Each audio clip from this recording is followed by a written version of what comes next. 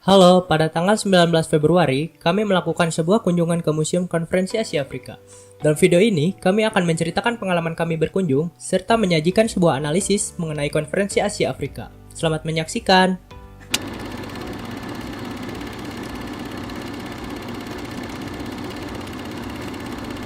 Yuk kita cari tahu di dalam itu ada apa aja sih.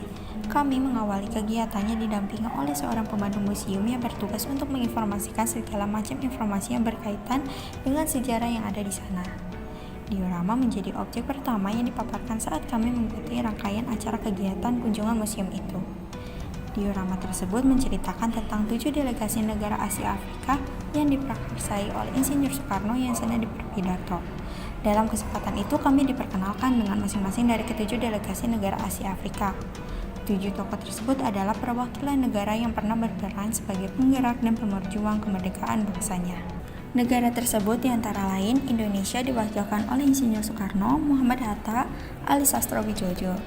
India diwakilkan oleh Jawaharlal Nehru, Sri Lanka diwakilkan oleh Sir John Kotewawala, Pakistan diwakilkan oleh Muhammad Ali, dan Burma diwakilkan oleh UNO. Kami melanjutkan kegiatan dengan memperhatikan sembari melihat potret kelima tokoh negara delegasi dan beberapa pemandangan dari peninggalan bersejarah, berupa kursi meja rotan, mesin tik, dan kamera. Setelah itu, kami melanjutkan kegiatan menuju mading-mading yang berisi sejarah mengenai Konferensi Asia Afrika. Nah, dalam pemaparan ini, kami mendapati banyak sekali informasi seputar sejarah yang ada dalam Museum Asia Afrika ini, seperti sejarah mengenai latar belakangnya, kilas balik, dampak sesudah, dan dari adanya penyelenggaraan konferensi tingkat tinggi antar negara Asia Afrika. Setelah itu, kami diarahkan ke sebuah lorong yang merupakan jalan menuju Gedung Merdeka. Di sana, kami menonton sebuah video singkat yang membahas sejarah KAA. Lalu kami mendengarkan pemandu yang menceritakan beberapa hal seputar KAA dan juga mengulas kembali berbagai macam hal yang sudah kita pelajari. Ini terdapat berbagai barang peninggalan bersejarah yang dipamerkan. Terdapat juga mading-mading untuk mempelajari mulai dari sejarah, detik-detik terlaksananya, dan berbagai informasi lainnya. Ada juga diorama dari negara delegasi dan hidangan utama dari Museum KAA yaitu Gedung Merdeka.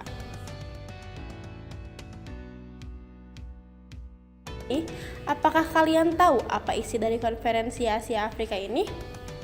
Sini kita jelasin. Nah, isi dari Konferensi Asia Afrika ini yaitu mengakui persamaan ras dan hak seluruh bangsa, tidak mencampuri urusan dalam negeri negara lain, menghormati hak setiap bangsa dalam mempertahankan diri sebagaimana dalam piagam PBB, tidak melakukan tekanan kepada negara lain. Dan tujuan utama Konferensi Asia Afrika ini adalah lahirnya Desa Sila Bandung yang berisi tentang prinsip-prinsip dasar dalam usaha memajukan perdamaian dan kerjasama dunia. Untuk saran dari kita, respon yang berkaitan dengan pelayanan pemandu juga harus lebih ditingkatkan, seperti perbaikan alur jika museum sedang ramai, tidak membiarkan pengunjung menumpuk di satu area, dan lain-lain. Dengan tujuan yang sama, yaitu komunikasi agar pengunjung mendapatkan pengalaman terbaik setelah keluar dari museum. Secara umum, pihak museum sudah memiliki fasilitas yang baik, display pameran juga bagus dan menarik. Ini patut dipertahankan oleh pihak museum sambil senantiasa memberi inovasi dan juga meningkatkan kemenarikan display jika ada event khusus pada saat-saat memperingati hari bersejarah.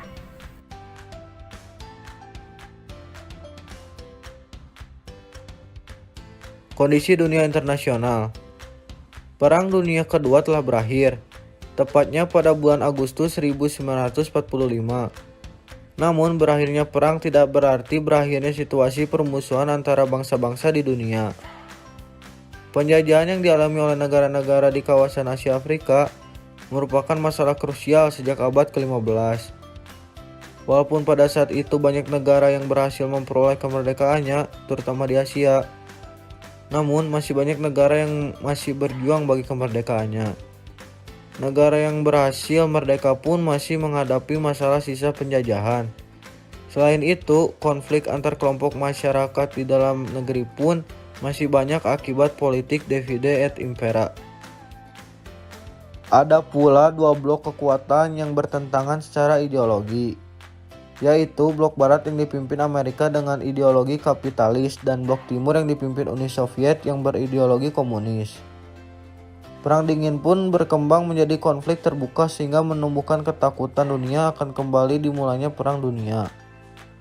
Walaupun pada saat itu sudah ada PBB, namun nyatanya badan ini belum berhasil menjalankan tugasnya dalam menangani masalah dunia. Sementara akibat yang ditimbulkan oleh masalah tersebut diderita oleh bangsa-bangsa Asia Afrika. Pada awal tahun 1954, Sir John Kotelawala mengundang Perdana Menteri dari Birma, India, Pakistan, dan Indonesia. Undangan informal ini diterima dengan baik oleh seluruh pimpinan negara tersebut. Pada kesempatan itu, Presiden RI Soekarno menekankan kepada Perdana Menteri Indonesia, Ali Sastronegoro, untuk menyampaikan ide diadakannya konferensi Asia Afrika. Sebagai persiapan, pihak Indonesia mengadakan pertemuan untuk membahas rumusan yang akan dibawa Ali Sastronegoro pada konferensi Kolombo. Diadakan konferensi Bogor yang dihadiri oleh para Perdana Menteri peserta konferensi Kolombo untuk membicarakan persiapan konferensi Asia Afrika.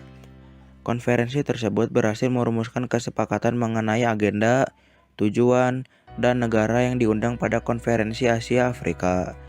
Lalu kelima negara peserta konferensi Bogor menjadi sponsor konferensi Asia Afrika dan Indonesia sebagai tuan rumah, yang ditetapkan akan berlangsung pada akhir minggu April tahun 1955. Presiden RI Soekarno menunjuk kota Bandung sebagai tempat berlangsungnya konferensi. Dibentuk berbagai panitia untuk mempersiapkan berbagai hal yang dibutuhkan dalam konferensi Asia Afrika. Gedung Concordia dan gedung dana pensiun dipersiapkan sebagai tempat sidang-sidang konferensi. Berbagai hotel juga dipersiapkan, salah satunya kita mengenal adalah Hotel Homan. Kemudian gedung Concordia diubah menjadi Gedung Merdeka. Gedung dana pensiun menjadi gedung dua warna dan sebagian jalan raya timur menjadi Jalan Asia Afrika. Pada tanggal 15 Januari 1955 dikirimkan surat undangan ke 25 negara. Hanya satu yang menolak undangan tersebut. Konferensi Asia Afrika dimulai Senin 18 April dan berakhir pada 24 April 1955. Dalam sidang umum terakhir dibacakan rumusan pernyataan dari tiap-tiap panitia sebagai hasil konferensi. Sidang umum menyetujui seluruh pernyataan tersebut, lalu terdapat sambutan dan penutupan dan pernyataan konferensi Asia Afrika ditutup. Konsensus itu dituangkan dalam komunike akhir yang isinya mengenai kerjasama ekonomi, kerjasama kebudayaan, hak asasi manusia dan menentukan nasib sendiri, masalah rakyat jajahan, masalah-masalah lain, dan deklarasi tentang memajukan perdamaian dunia dan kerjasama internasional. Deklarasi yang tercantum dalam komunike tersebut kemudian dikenal sebagai Dasar-Sila Bandung, yang merupakan pernyataan politik berisi prinsip-prinsip dasar dalam usaha memajukan perdamaian dan kerjasama dunia. Dampak dari konferensi Asia Afrika ini yaitu mendorong semangat solidaritas antara negara-negara Asia dan Afrika, baik dalam menghadapi masalah internasional maupun regional. Salah satu dampak yang mungkin paling dikenal yaitu GNB alias Gerakan Non-Blok. Dasar-Sila Bandung telah mengubah pandangan dunia terhadap hubungan internasional. Bandung telah melahirkan dunia ketiga atau non-aligned. Semangat Bandung telah mengubah juga struktur perserikatan bangsa-bangsa, sehingga forum PBB tidak lagi menjadi forum eksklusif Barat atau Timur saja.